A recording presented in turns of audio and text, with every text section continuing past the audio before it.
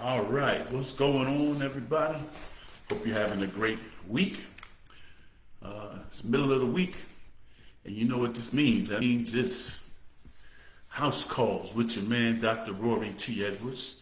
And today, what we're going to do on March 18th, we're going to continue with our segment and episodes that address our nine pillars. And this week we're on number 7, and we want to talk about your social pillar.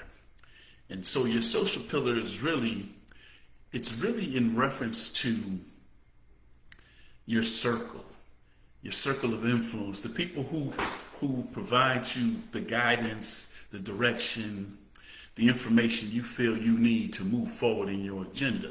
So I want you to talk about, do you know what your circle is costing you? So let's start with this. I want to start with a simple truth that most of us overlook.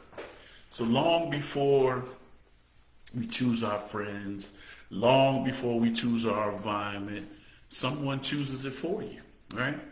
Our first circle of influence is our parents, or was our parents, right? That's the first voices we heard, the first people we watched, the first examples of how adults behaved in the world. Children don't listen to the parents, they study them.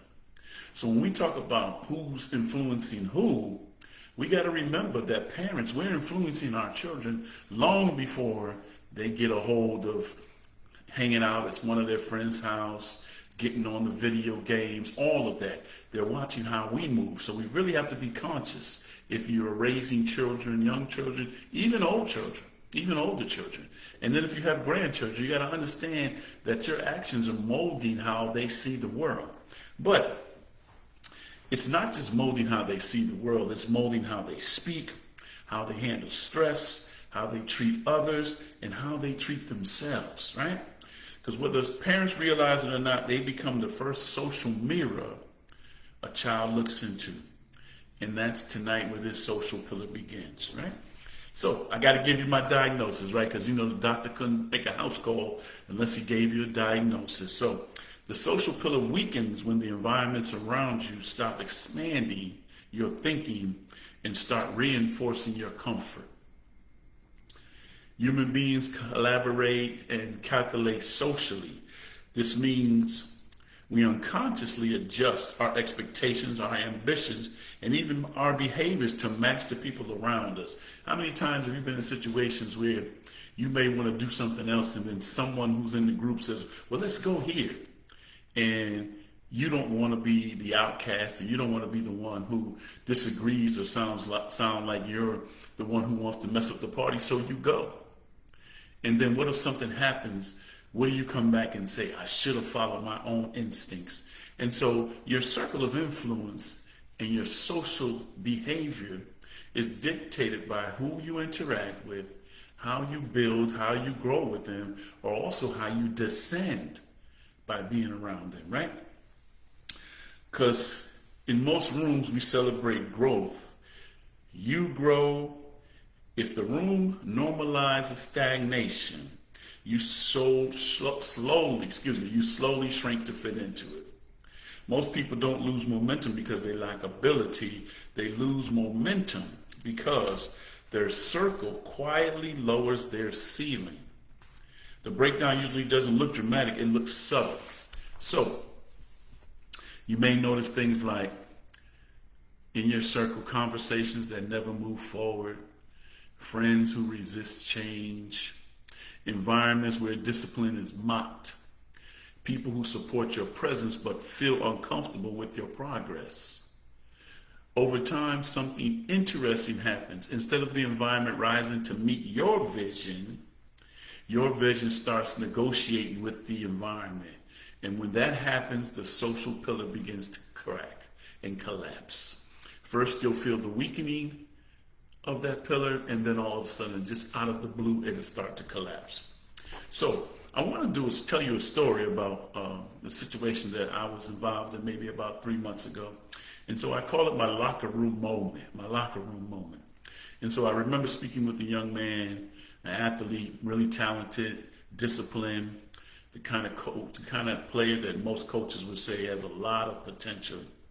But something about his energy felt restrained. So when I got him alone, I understood why. So I asked him a couple of simple questions. Who are the 5 people you spend most of the time with? He laughed and started naming his friends. Then he stopped because as he said their names out loud, he realized something. And this is some of the exercises I'm going to give you all that I want you to try doing. I want you to pick your closest 5 friends. And if you've been around me at any time, you've heard me say this to you. Choose and say out loud your 5 friends and see how they're moving your agenda, or are they stifling your agenda? But what he realized that none of them were building anything. They weren't chasing goals. They weren't pushing themselves. They weren't growing. They were just existing. And he says something that stuck with me. He said, I never noticed it until now, but every time I talk about my goals, the room gets quiet. He said, not being hostile and not being angry, just quiet. That silence told him everything. Because sometimes the people around you, they don't attack your growth. They just don't know how to grow with you.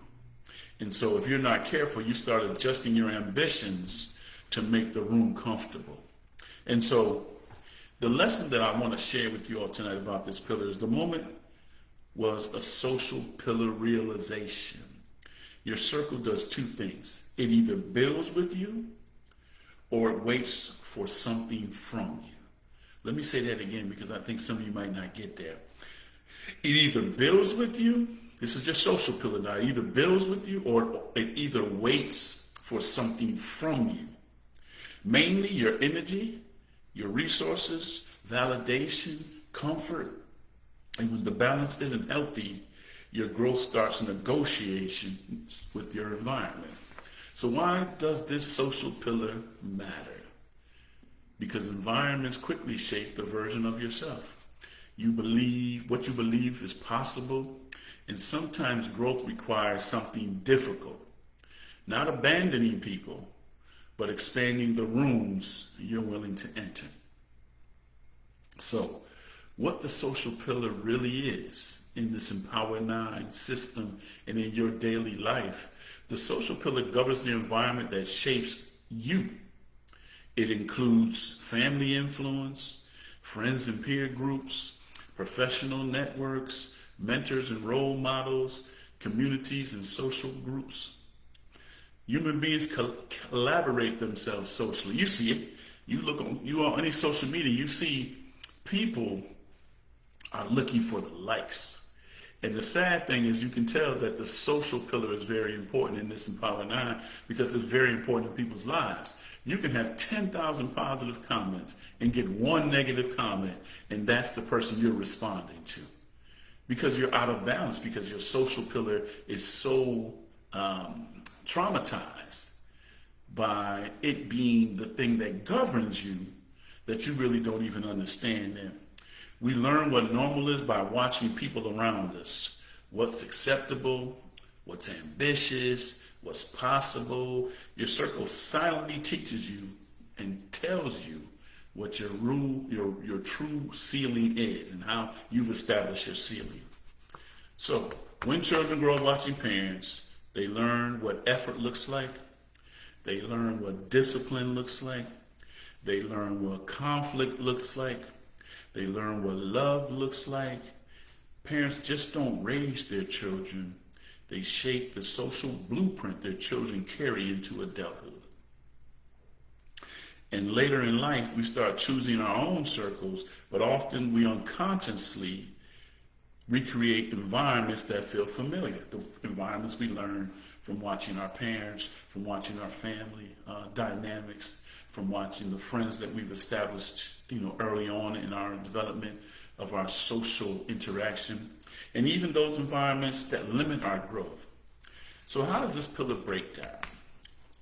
As adults, we often say sometimes, these aren't just my people in loyal matters, but here's the difficult question.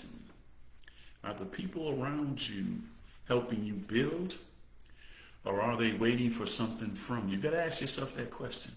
Are the people around there calling you, building, giving you information, helping you grow your business, helping you with things that they have access to, that they know they can help your business? Or are they just waiting for you to give them something?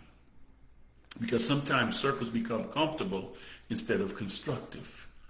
You may notice things like conversations that never move forward again, environments that normalize small thinking, people who celebrate your presence but resist your growth. And slowly your ambition begins to adjust itself to the room. Not because you lack vision, but because environments shape expectations. So why does this pillar exist in the system? You know, if you check out all of the other human development pillars, nobody ever talks about the social pillar, because they think that socially everybody adapts to how they interconnect with the people in their lives. But sometimes you connect with people because of convenience, and you may not even know that these people are zapping your energy. But the social pillar affects every other pillar. When your circle expands you, your intellectual pillar grows, your occupational pillar sharpens, your emotional pillar strengthens. But when your circle limits you, doubt increases, energy decreases, and visions narrow. People don't shrink because they lack ability. They shrink because they stay in an environment that expects less. And so I want to give you all an audit exercise. I want to see who is actually influencing your life. So either you can play this thing back after we finish, or if you have a pencil and paper next to you, let's see if we can take this exercise, right? So I want to do something simple. I want you to think about the 5 people you spend the most time with. That could be anybody. It could be your children, your spouse, your friend, your co-workers, the social or fraternal or sorority clubs that you may be in, activities that you spend a lot of time with. But I want you to think about the five people that you can pick out who you spend most of your time with, right? And not the people you admire from a distance. So you may have a cousin who you love who lives 20,000 miles away from you. You can't pick that person because you're not in their cipher every other day. The people you interact with regularly, those are the people I want you to do. So I want you to write down their names. And then I want you to write down the 5 names. They could be your friends, co-workers, like I said, right? Now, I want you to look at each name and answer these questions about them. For each person, I want you to answer these questions. Do they inspire growth in me? Now, be honest. Don't say, well, yeah, sometimes they share. But do they inspire it on a regular basis? Do they challenge my thinking? Right? Do they support my goals? Number 4, do they bring energy or do they drain it? And number 5, are they building something with me or waiting for something from me? This is the key question. This is a very key question. Now, step 3. This is what I want you to do in step 3.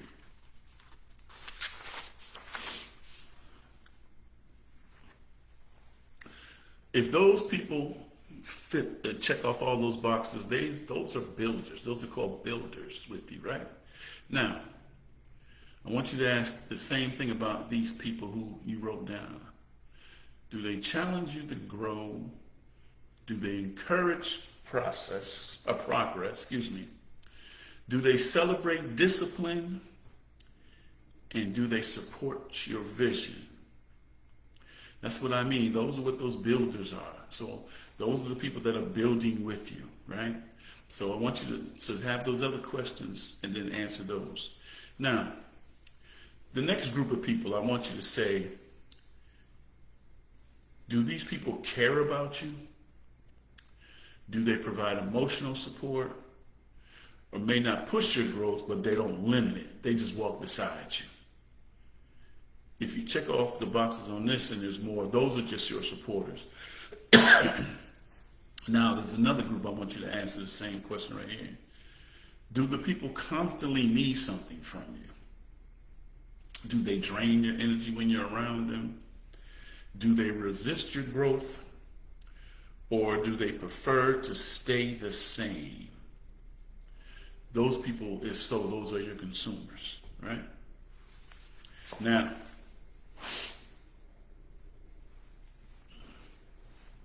then, if the 5 people around you stay exactly the same for the next 5 years, where would your life likely be, right?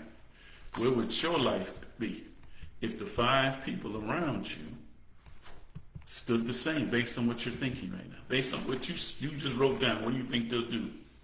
So, I want to do this closing exercise too.